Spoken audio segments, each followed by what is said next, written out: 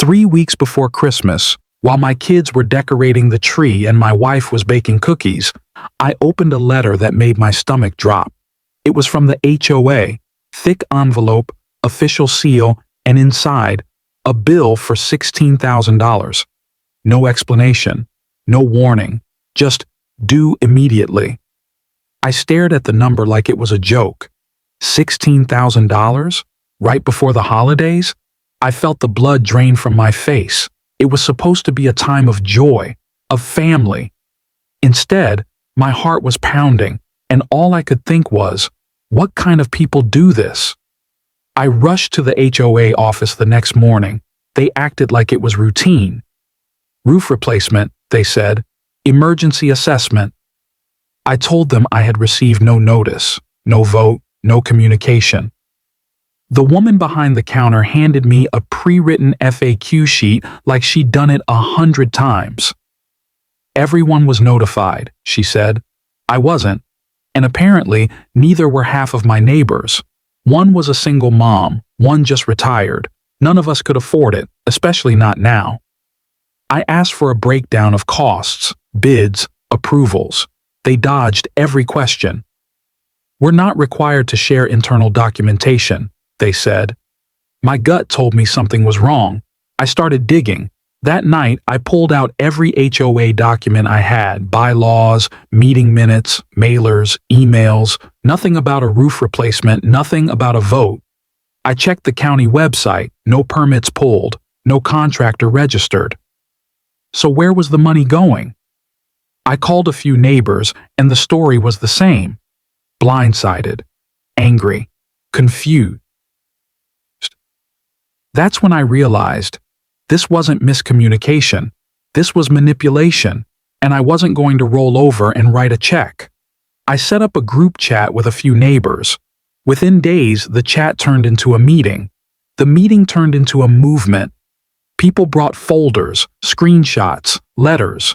One guy, Greg, a contractor, reviewed the proposed roofing cost and nearly choked.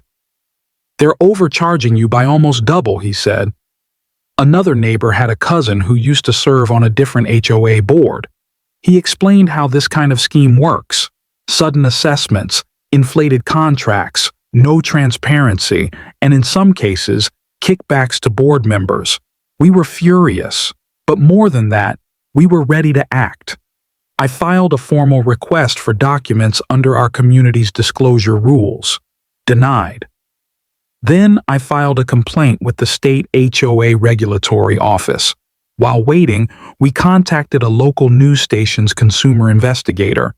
They agreed to hear us out. We gathered over 30 signatures from impacted residents and told our story on camera. Suddenly, the HOA's phone lines lit up. Their lawyer started sending us cease and desist letters, but they made one critical mistake. They underestimated how organized and loud we'd become. What started as a quiet frustration became a collective voice. We demanded a full audit. We demanded transparency. And when we didn't get it, we started digging deeper. Someone found out the HOA president's brother ran a construction firm, the same one supposedly replacing our roofs. No competitive bids, no transparency, and still no work had started. But now we had leverage, and we had public attention. The pressure was building. They couldn't ignore us anymore. 2 weeks after our news segment aired, we received a notice. The $16,000 assessment was being postponed pending review. It wasn't a win yet, but it was the first crack in the wall. Then, someone anonymously leaked internal emails to our group.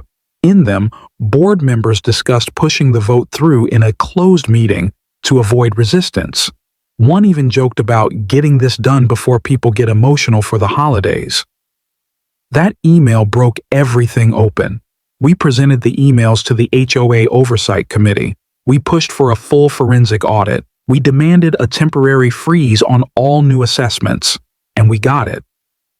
An independent auditor was brought in. The results were staggering: inflated estimates, forged signatures, missing contractor vetting, and conflicts of interest all over the place. The board tried to claim ignorance, but their names were all over the approvals. One by one, they began to resign, quietly, behind the scenes. The HOA announced a special election for new leadership, and this time, the community showed up in full force. We weren't just reacting anymore. We were rebuilding. We rewrote the bylaws to prevent any closed-door votes on major financial decisions. We installed new checks, required competitive bidding, and established a financial transparency dashboard accessible by every homeowner. We took back control of our community, our finances, and our peace of mind. I won't lie, those weeks were some of the most stressful of my life. I didn't sleep much. I spent hours reading legal documents, fielding angry emails, trying to hold it all together while still showing up for my family during the holidays. But I'd do it all again. Because what they tried to do was more than financial abuse. It was a betrayal of trust. They counted on our silence. They banked on us backing down, but we didn't. We stood up. This wasn't just about the $16,000. It was about setting a line in the sand, saying, not here, not now, not to people who work hard, pay their dues, and believe in community. I learned something through this. Your voice matters more than you think. And when it joins with others, it becomes something unstoppable. To anyone watching who's dealing with HOA injustice, know this: you are not alone. You are not powerless. You don't have to be a lawyer or an activist to make change. You just have to care enough to start. The rest? It will follow. They may own the boardroom, but you own the block.